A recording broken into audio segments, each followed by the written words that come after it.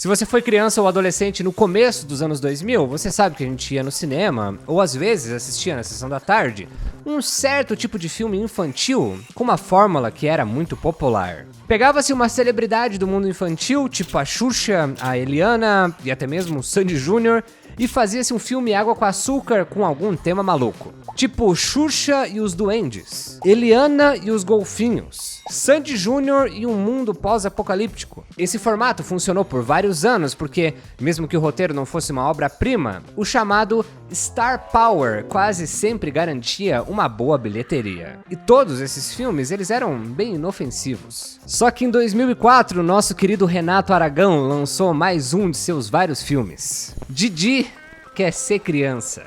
Na época que a gente viu, ali pelos anos 2000, nada demais, né? Agora, assistindo hoje, ele é um filme bizarro, estranho e até meio doentio. E você já deve ter visto vários vídeos aqui no YouTube destrinchando esse filme e mostrando como ele é controverso, né? E eu vou relembrar isso também, só que eu decidi ir além. Qual que foi o efeito borboleta, a série de acontecimentos que fez esse filme acontecer? Ninguém achou que seria uma ideia ruim? E principalmente, como é que essa ideia foi aprovada? Vem comigo que eu encontrei umas coisas, no mínimo, estranhas sobre esse filme. Esse é o Aprofundo Pílula. Esse mês eu fiz 30 anos de idade. Muito obrigado por todo mundo que me mandou feliz aniversário aqui no YouTube, tá? Eu fiquei muito feliz mesmo. E sabe quem também tá de aniversário? A Insider. E isso é muito louco porque quando a gente fala de aniversário de marca, parece sempre uma coisa meio distante, né? Tipo, mais um ano no mercado. Mas no caso da Insider, não é só isso, tá? Eu percebo isso muito na prática, no meu dia a dia mesmo. Porque eu não uso Insider só pra gravar vídeo, eu uso pra trabalhar, uso pra sair, pra viver minha rotina. Se você me segue no meu Instagram, @aprofundideias, você vê que eu tô toda hora de Insider, né? E isso faz muita diferença porque cada rotina pede uma solução diferente. E pra mim o que mais pega é o conforto e a praticidade. Eu passo horas gravando, editando, pensando roteiro, então eu preciso de uma roupa que simplesmente funcione. E eu uso pra trabalhar porque ela é ótima, mas às vezes eu quero sair correr, eu vou de Insider. E se eu quero também, sei lá, sair pra jantar, eu também coloco uma Insider preta com uma correntinha, relógio, fica perfeito. Uma roupa que não esquenta, né, gente? Que não fica desconfortável, que não me atrapalha. E é por isso que eu uso, e é por isso que a Insider tá comigo desde 2023 aqui no Aprofundo. Então você já sabe, né? Usando o cupom APROFUNDO, você ganha desconto direto no carrinho. 15% off se for a sua primeira compra ou 10% off se você já for cliente. Então aproveita, se você quer uma parceira para qualquer ocasião, vai de Insider que você não vai se arrepender. Não é nenhum exagero dizer que Renato Aragão foi um dos nomes mais fortes da história do entretenimento brasileiro. Para entender essa doideira, eu preciso voltar um pouco no tempo. Nos anos 80, os Trapalhões eram o que havia de mais popular na comédia nacional.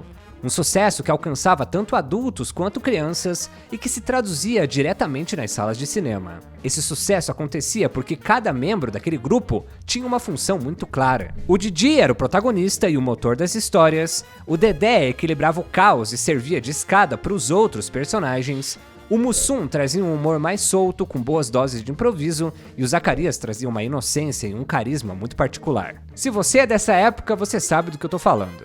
Claro, no meio disso, piadas politicamente incorretas, né, pros tempos de hoje, e produções em massa. Sketches na televisão e filmes feitos a todo vapor. Essa combinação funcionava de maneira quase perfeita e por anos, qualquer lançamento dessa trupe era garantia de sucesso no cinema. Só que esse cenário começou a se desfazer nos anos 90. A morte do Zacarias em 90 foi um baque enorme para o grupo.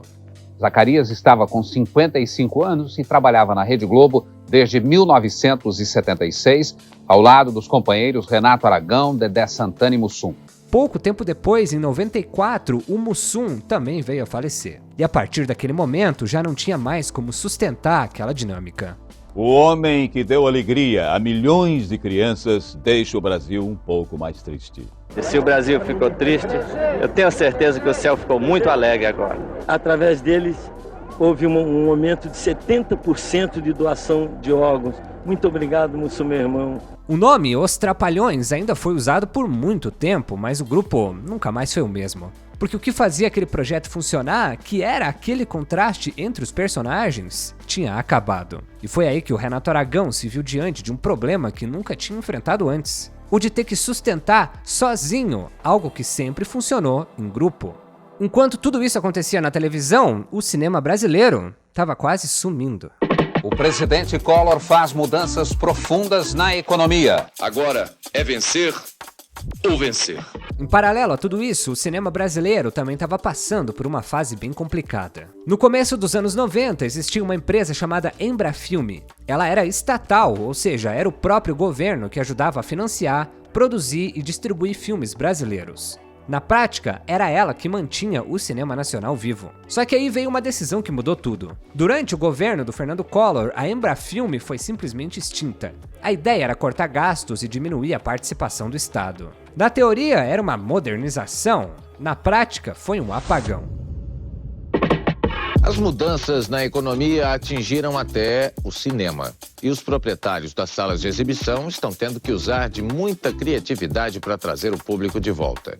De uma hora para outra, o cinema brasileiro ficou sem apoio, sem estrutura e sem dinheiro. E o resultado foi direto. Quase ninguém conseguia fazer um filme. Para você ter uma ideia, teve ano em que o Brasil lançou menos de 5 filmes. Era um vazio. E é exatamente nesse vazio que começou a nascer um tipo de filme muito específico, porque alguém ainda tinha dinheiro.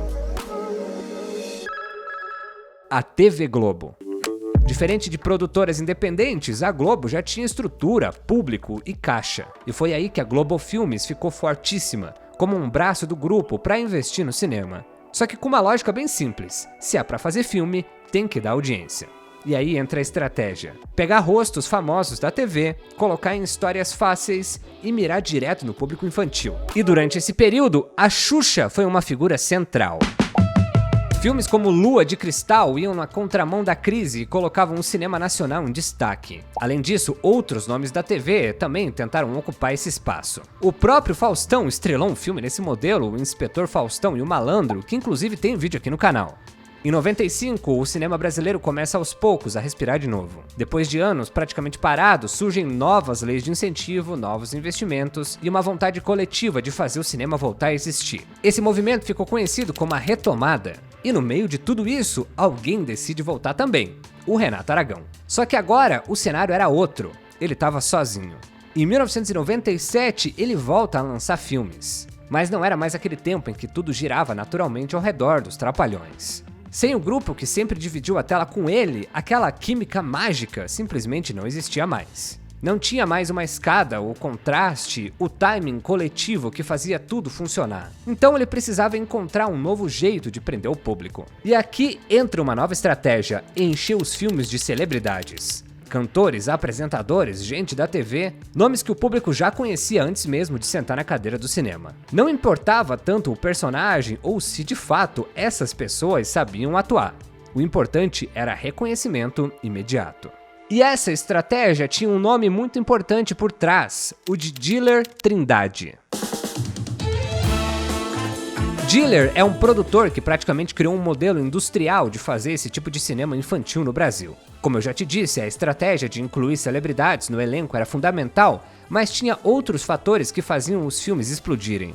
Lançar o filme nas férias, divulgar com o apoio da TV e repetir fórmulas que já tinham funcionado. Estabelecer esse modelo foi importante para manter o cinema comercial brasileiro vivo durante aquele período, mas esse formato também tinha um custo. Os filmes precisavam ser produzidos com muita rapidez, e quando você trabalha nesse ritmo, não sobra muito espaço para revisar roteiro, para testar ideias ou questionar decisões. O objetivo parecia não ser o de fazer o melhor filme possível, e sim fazer filmes que funcionassem comercialmente da forma mais rápida possível. O primeiro lançamento dessa nova fase foi o Noviço Rebelde, de 1997. Renato Aragão se inspirou no modelo de Diller para entender como traçar esse novo caminho para sua carreira no cinema. E foi a partir daí que ele passou a trabalhar com o produtor nos projetos seguintes. O filme contava com Sandy Júnior no elenco e atraiu quase 1,5 milhões de espectadores. Um sinal claro de que conectar o Didi a nomes jovens e populares era uma ótima estratégia. Nos anos seguintes, Didi continuou nessa linha com os lançamentos de Simão, o Fantasma Trapalhão, O Trapalhão e a Luz Azul, Um Anjo Trapalhão e Didi, o Cupido Trapalhão. Eu sei, são muitos nomes com Trapalhão. E quando a gente analisa os números de espectadores de cada filme, a impressão que passa é que tava tudo bem, já que a maioria desses lançamentos conquistaram mais de 1 milhão de espectadores. Só que se a gente levar em conta a média total, a gente percebe que o cenário é outro. O desempenho, na verdade, tava oscilando muito. O Trapalhão e a Luz Azul, por exemplo, teve um resultado abaixo do esperado, com cerca de 700 mil pessoas. Já Um Anjo Trapalhão, que originalmente era uma produção para TV, alcançou uma audiência de apenas 125 mil espectadores. E mesmo quando os números voltavam a subir nas produções seguintes, já dava para sentir que existia um desgaste na fórmula. O nome do Didi já não carregava mais aquele peso de antes, e isso fica ainda mais evidente quando a gente compara com o que estava rolando nos cinemas brasileiros na mesma época. A Xuxa, por exemplo, continuava dominando as salas sem esforço. Xuxa e os Duendes, lançado no mesmo período que o primeiro Senhor dos Anéis, levou mais de 2,6 milhões de pessoas ao cinema. Além disso, Xuxa Requebra e Xuxa Popstar também passaram dos 2 milhões. Ou seja, enquanto o Didi oscilava, ela mantinha uma consistência que ele já não conseguia mais alcançar. Além disso, tinha um fator novo complicando ainda mais o cenário: Hollywood. Com a ascensão dos multiplex, os cinemas saíram das ruas e foram para os shoppings. As produções americanas passaram a chegar no Brasil muito mais rápido, ocupando cada vez mais salas, especialmente nas férias, que era justamente o período em que esses filmes brasileiros dependiam para sobreviver. A concorrência tinha crescido, o público infantil estava mais disputado e ficava cada vez mais claro que o Didi precisaria se reinventar. E foi nessa pressão que nasceu Didi Quer Ser Criança, em 2004. Filme dirigido pelos irmãos Alexandre e Reinaldo Bouri, com produção de Diller Trindade. Em um elenco que trazia nomes como Fernanda Lima, Daniela Sicarelli, Werner Schunemann, Bianca Rinaldi, Didi Wagner, além do próprio Renato Aragão, que também foi responsável pelo argumento do filme. E sinceramente, no papel, a ideia é tão absurda quanto parece.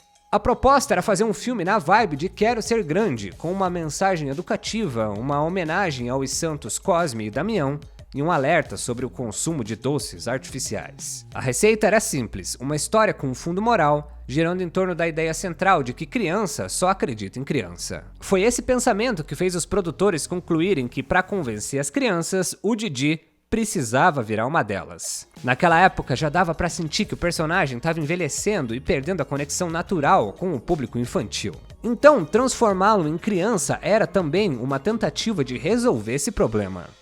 A história é a seguinte, tá? Didi é funcionário de uma fabriqueta de doces tradicionais, a Cosme e Damião, de propriedade do seu tio João, cujas vendas dos doces estão caindo vertiginosamente devido à concorrência de uma poderosa empresa, a Pirulito Dourado, cujo dono é o inescrupuloso empresário Armando, interpretado pelo Werner Schunemann, que eu tenho certeza que perdeu uma aposta para ter aceitado fazer esse filme.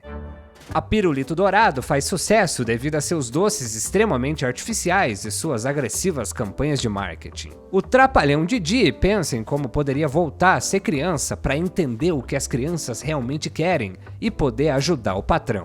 Para engrossar o caldo da estranheza, o Didi tem como melhor amigo o jovem Filipinho. Sim, o melhor amigo do Didi é uma criança. O Filipinho tem como sonho virar adulto para se tornar cantor e poder se aproximar das mulheres. Sim, é isso aí que você ouviu. De repente, algumas balas mágicas aparecem, fazendo com que Didi e Felipe troquem de idade. Didi vira criança e Felipe vira adulto. E aí o Didi se apaixona pela Sandrinha, filha do Armando. Agora, olha a montoeira de decisões ruins desse filme. A primeira, o Didi vira criança, mas continua com a voz de um homem idoso. E isso gera um desconforto imediato, porque não encaixa. O pior é que o filme nem tenta esconder isso, eles provavelmente perceberam que o resultado não ficou bacana, mas decidiram abraçar o Vale da Estranheza e seguir em frente, o que gerou esse tipo de cena aí, ó.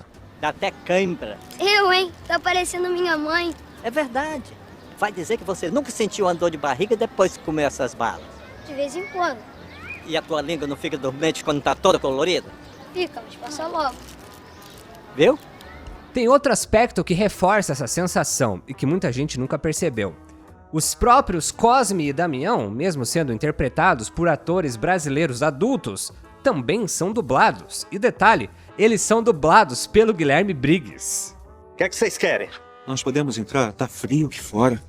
Sim, claro, por favor. Mas o que aconteceu? É que nós estamos com fome. Você tem alguma coisa para comer? Sim, claro. Mas o resultado final deixou tudo com uma cara ainda mais artificial, né? E meio desconectada da realidade. Me chamaram pra dublar isso, 2 Cosme e Damião, né? Isso. E aí eu falei, ué, mas o que houve? Não, porque na hora a gente foi fazer a filmagem, a captação do som ficou uma bosta. Aí o cara falou pra mim, eu falei, tá bom. E aí ficou um som de rua, sei que, estão botando você pra dublar, você faz o quê? Não, eu faço dublagem. Tá, vamos lá, passa pra ele ver. Eu fui jogado de paraquedas pra fazer a gravação e fiz, e foi aquilo. Ficou meio bizarro, né? Esse filme é meio bizarro, mano.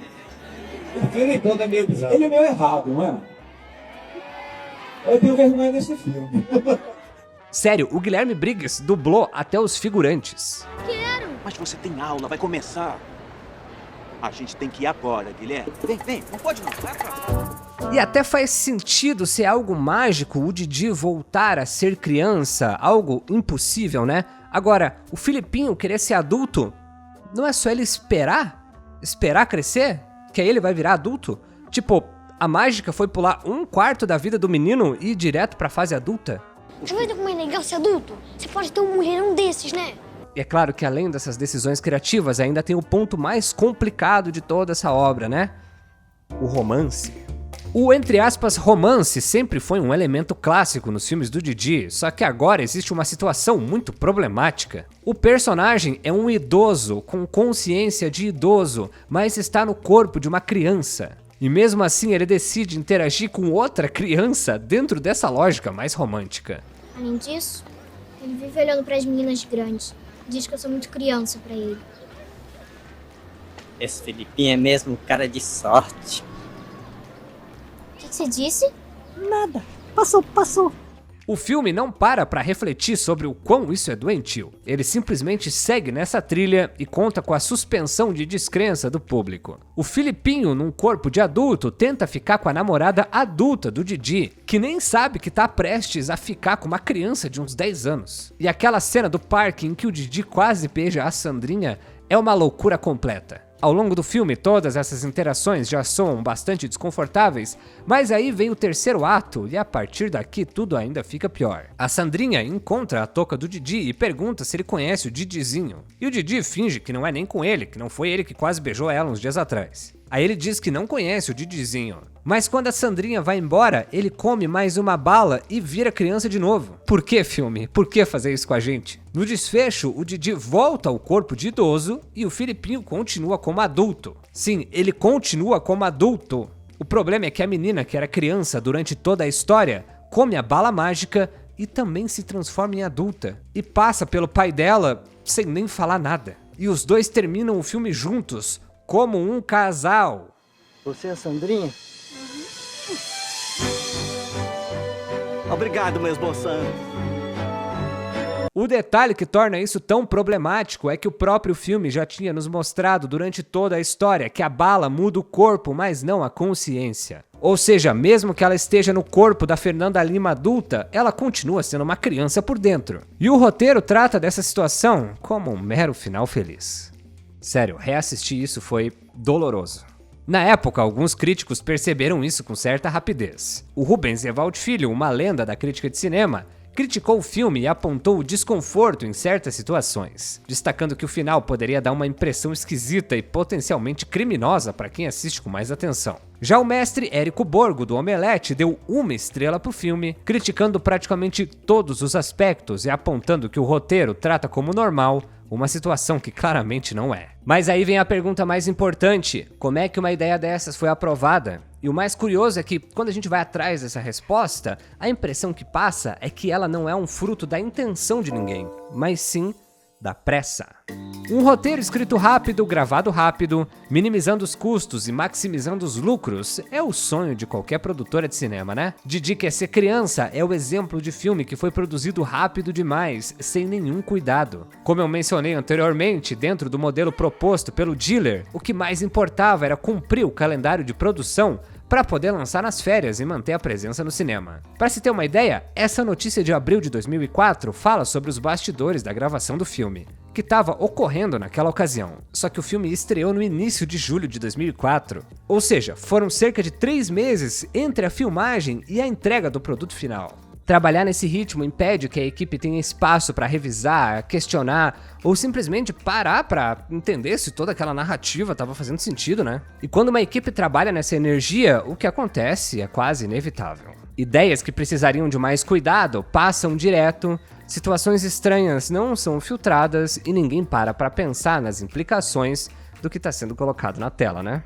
Depois do lançamento, o filme não deixou nenhuma marca muito forte. Didi continuou lançando novos filmes por anos e esse se tornou apenas mais um, meio esquecido no seu catálogo. Mas assim como outros filmes trash do cinema brasileiro, foi a internet que resgatou essa obra. Aos poucos, algumas cenas problemáticas começaram a circular, muitas pessoas foram rever o filme, e aquilo que antes passava despercebido foi ficando cada vez mais estranho com o tempo. O longa virou uma grande fonte para memes, voltou a ganhar reviews em blogs, e se tornou pauta de muitos canais que decidiram escancarar a maluquice que é esse roteiro. Depois de analisar esse filme e entender o mecanismo por trás desse tipo de produção barata, descartável e feita exclusivamente para maximizar os lucros, eu consigo entender o tanto de coisa horripilante que a gente foi exposto quando a gente era criança, né? E tudo isso ficou lá no nosso subconsciente de algum jeito. Por isso, escolher bem os filmes e pesquisar bem as produções que a gente vai mostrar para os nossos filhos, para os nossos sobrinhos, para os nossos primos, enfim, é um papel essencial. Ah, Lucas, mas é filme para criança, né? Não tem que fazer sentido, é tudo de mentirinha. Bom, e talvez quem tenha feito esse filme levou ao pé da letra demais os ensinamentos do dono da Pirulito Dourado. E eu tô lá preocupado com as crianças. Criança gosta mesmo de porcaria. E aí, meu nome é Lucas Seixer, eu sou jornalista e criador de conteúdo. Me segue no @aprofundoideias para vídeos curtos, stories e também saber um pouco da rotina aqui do canal. Me segue também no @aprofundocreators, a minha escola de criação de conteúdo. E esses nomes que estão aparecendo aqui do meu lado são o pessoal do Clube Aprofundo. Se você quiser fazer parte do clube de membros aqui do canal, é só você apertar nesse botão aqui embaixo, que é o Seja Membro. E aí você vai ter o seu nome no final de todos os vídeos, você vai assistir eles um dia antes de todo mundo e ainda vai me ajudar a escolher os temas. E este tema desse vídeo, esse tema insalubre, foi o Clube Aprofundo que escolheu. Dessa vez o tema eram filmes meio bizarros, meio controversos, que a gente não sabe se eram bons ou ruins, sabe? A nossa memória nos enganou, talvez. E aí tava entre Internet, o filme, tava entre Copa de Elite e tava entre Didi Quer Ser Criança. E aí o Copa de Elite, ninguém se interessou, apesar de eu achar um filme bizarramente interessante de se analisar. Mas a voz do Clube Aprofundo é a voz de Deus, né? Então ficou entre Internet, o filme e o Didi Quer Ser Criança, e agora levou o Didi Quer Ser Criança. Depois desse vídeo eu vou abrir uma nova enquete lá, tá? Se você é membro do canal, fica ligado. Uma coisa que eu não falei também foi que esse filme ele refletia muito o espírito da época, né? Então, sempre nesses filmes tinha alguma atração musical, alguma coisa assim, né? Algum cantor, alguma coisa que tava fazendo muito sucesso na época. E tem um show da cantora Luca. Exatamente, a cantora que canta a música Tô Nem Aí, você lembra disso? Ela também faz uma participação no filme como uma estrela musical. E assim, gente, eu não recomendo assistir nem por diversão, entendeu? Esse filme. Tem vários filmes que são legais a gente assistir, né? Pra ficar zoando, pra tipo... Pô, vamos assistir esse filme ruim aqui pra gente ficar fazendo piada. Cara, esse filme chega a dar raiva. Tem umas coisas totalmente sem sentido. Enfim, por mais que eu tenha dissecado como é que esse filme existiu, não sei se foi uma resposta boa, né? Até agora, não fui convencido. É isso, gente. Não esquece do meu cupom APROFUNDO lá na Insider, tá? Muito obrigado por ter assistido mais um vídeo do Aprofundo até o final. A gente se vê na próxima. Beijo. Tchau.